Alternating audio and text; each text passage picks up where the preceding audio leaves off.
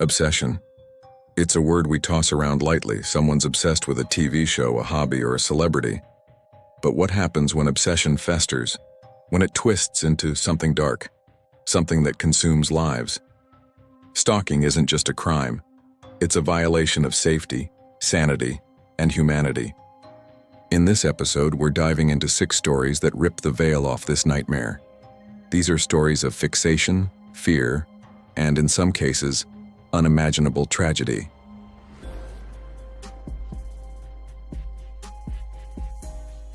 But before we dive in, this video contains graphic details of violence, murder, and psychological torment. So viewer discretion is strongly advised. As always, remember to hit the like button, subscribe, and turn on post notifications to stay up to date with the channel. Alright, let's dive into the video.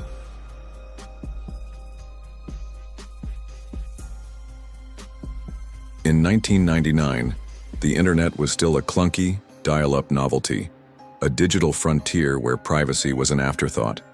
For 20-year-old Amy Boyer, a dental assistant from Nashua, New Hampshire, that lack of guardrails would prove fatal. Amy was vibrant with a warm smile and a life full of promise. She was saving up for college, working hard, and living a quiet life. But someone from her past had other plans, someone she barely knew.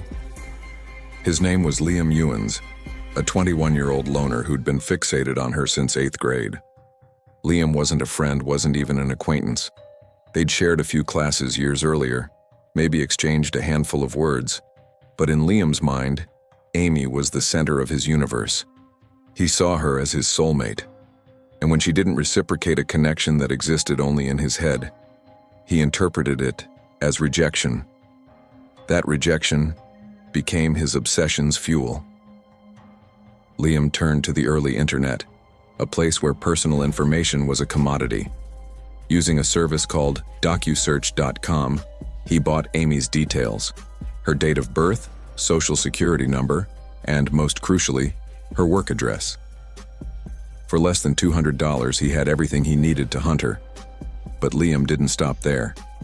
He built a website, a digital shrine to his fixation, filled with pages of rants about Amy. In chilling detail, he wrote about his plans to kill her, even listing the date, October 15th, 1999. He called it his mission. That morning, Amy left her job at the dental office, unaware that Liam was waiting. He'd spent weeks staking out her workplace, memorizing her routine. As she walked to her blue Honda Civic, Liam pulled up in his car. He rolled down the window, called her name to make sure it was her, and fired a single shot from a Glock 19. The bullet tore through Amy's chest, piercing her heart. She collapsed on the pavement, blood pooling beneath her as she gasped her final breaths. Liam, his mission complete, turned the gun on himself, ending his life beside her. Police found Amy's body slumped against her car, the ground stained red.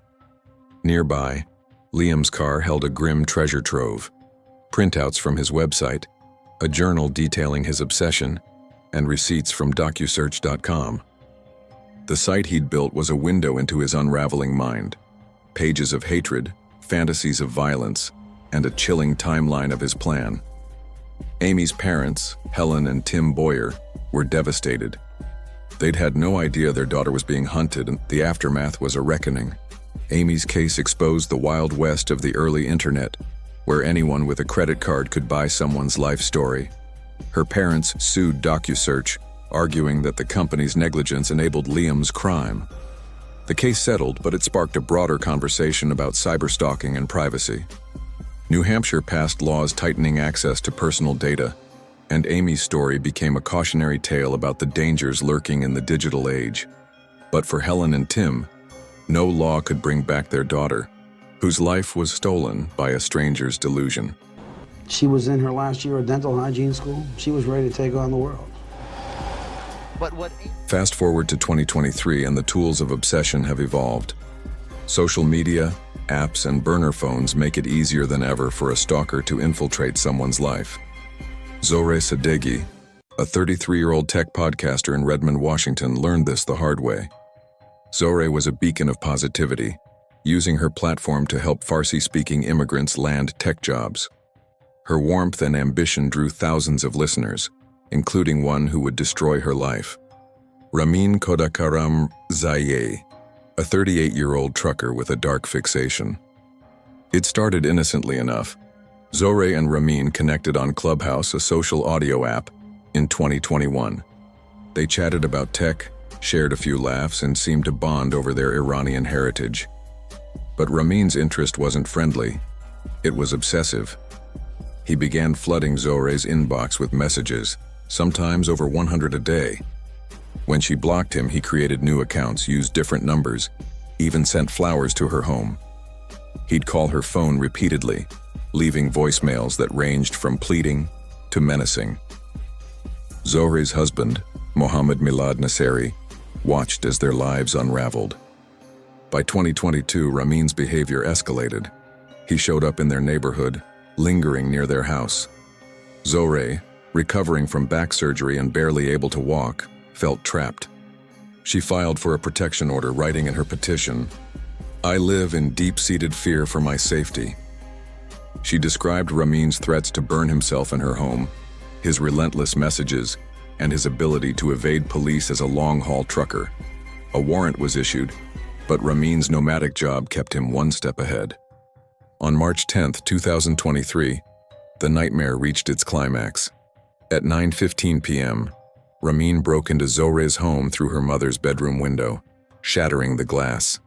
Armed with a handgun, he found Zohreh and Mohammed in their bedroom. He fired multiple rounds, striking Zohreh in the chest and head, blood spraying across the walls. Mohammed tried to fight back but was shot in the torso, collapsing as his life drained away. Zohreh's mother, awakened by the gunfire, fled to a neighbor's house to call 911. Ramin, his obsession fulfilled, turned the gun on himself, his body crumpling beside his victims. Police arrived to a gruesome scene. Zohreh and Mohammed lay dead, their bedroom a chaos of blood and bullet casings. Ramin's body was nearby, the gun still in his hand.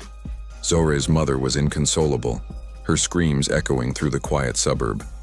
Redmond Police Chief Darrell Lowe called it the worst possible outcome of a stalking case. A stark reminder that restraining orders are often just paper against a determined predator. Zohreh's podcast, once a source of hope, fell silent, and her community mourned a woman whose kindness became her downfall. This is the absolute worst outcome, for a stalking case. The 1980s were a golden age for Hollywood, but beneath the glitz lay a dark undercurrent. Rebecca Schaeffer, a 21-year-old actress, was the epitome of that era's promise. Her role on My Sister Sam made her a household name, and she was prepping for an audition that could have defined her career. The Godfather Part 3. But her rising star attracted the wrong kind of attention. A 19-year-old fan named Robert John Bardo. Bardo wasn't just a fan. He was consumed by Rebecca. He built a shrine to her in his Tucson bedroom, plastering the walls with her photos and magazine clippings. He wrote her letters, sent gifts, even traveled to Los Angeles to visit the My Sister Sam set, only to be turned away by security. Undeterred, he hired a private investigator who, for $250, got Rebecca's address through California's DMV, a loophole that would soon prove deadly.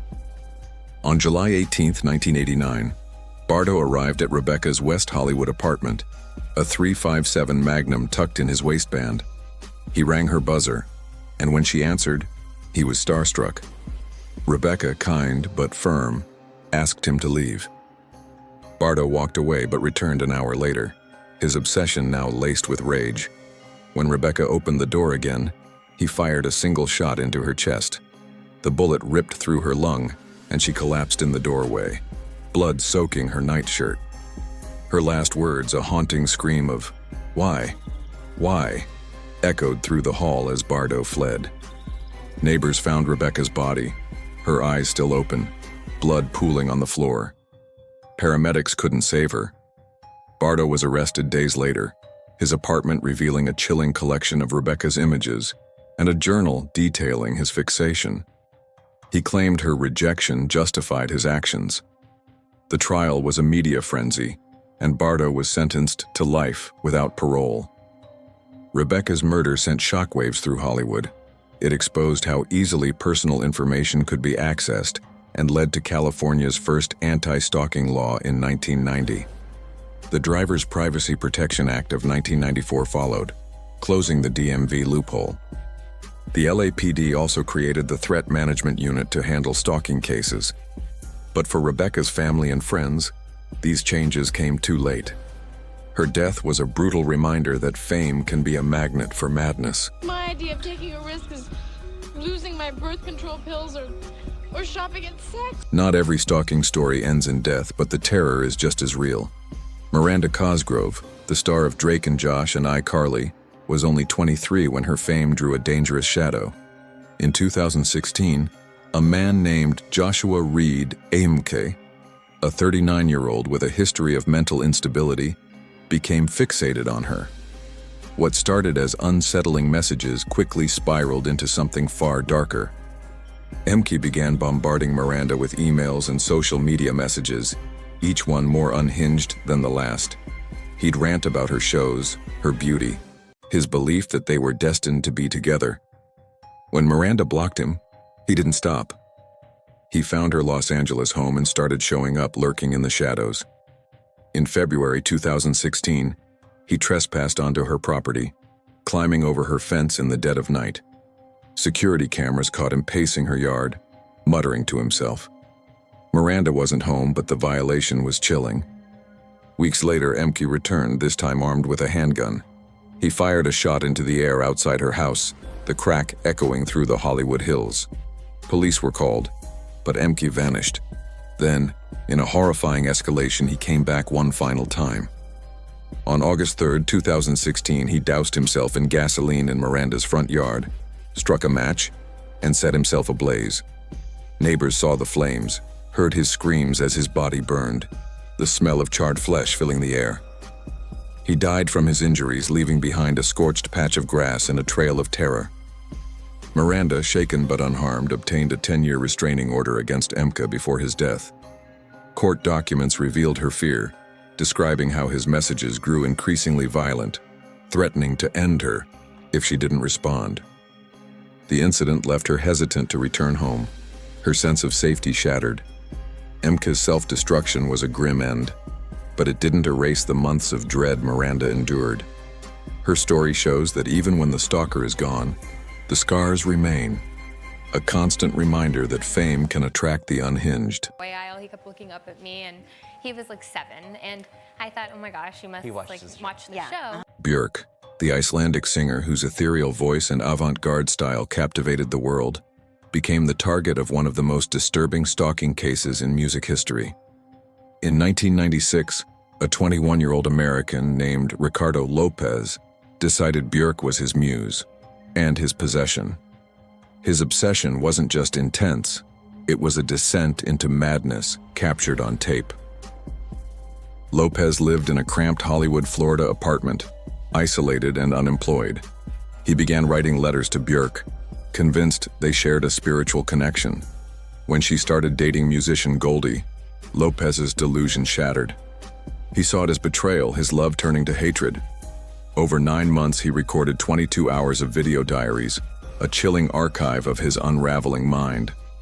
He ranted about Björk, his jealousy, and his plan to make her pay. His plan was horrifying. A letter bomb rigged with sulfuric acid, designed to spray her face and disfigure her. Lopez spent weeks building the device, hollowing out a book to hide the explosive. On September 12, 1996, he mailed it to Björk's London home. Days later, he filmed his final video. Sitting shirtless in his apartment, surrounded by Björk posters, he played her song, "I Miss You," on loop. He painted his face, shaved his head, and rambled about his sacrifice. Then, with the camera rolling, he put a .38 revolver to his mouth and pulled the trigger.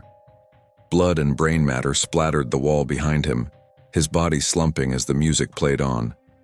A neighbor, alerted by the gunshot, called the police. They found Lopez's body, the room reeking of decay, and his tapes, which detailed every step of his plan.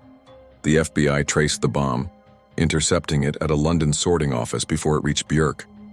She was devastated, later saying she felt violated and struggled to perform for months. She sent flowers to Lopez's family, a gesture of compassion despite her trauma.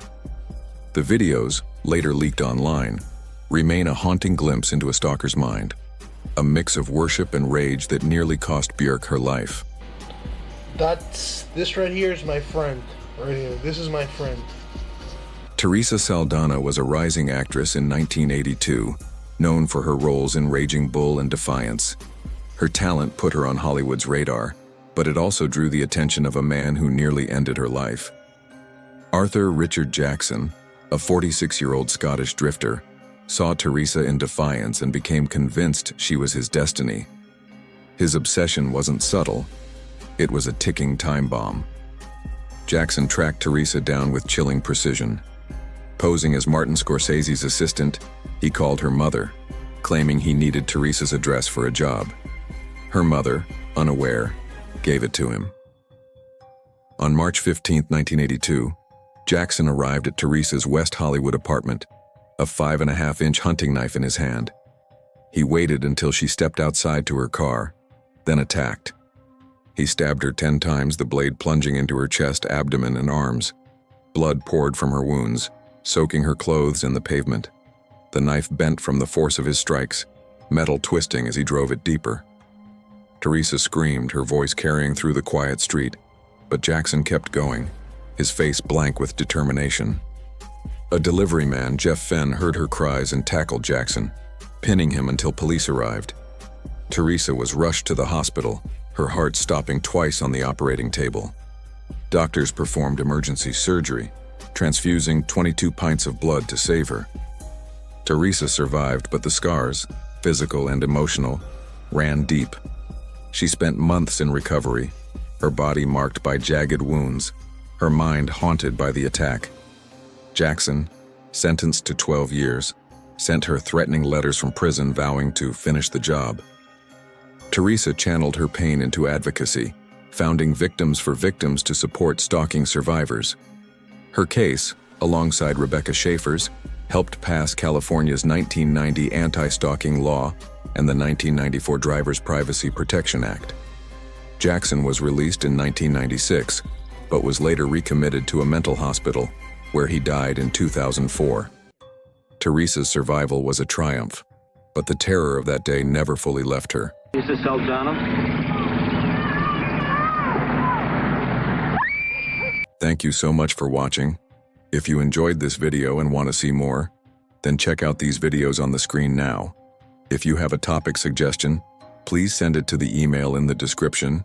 And as always, remember to like, share, and subscribe to our channel. And remember, the only thing scarier than these stories is missing out on our next video.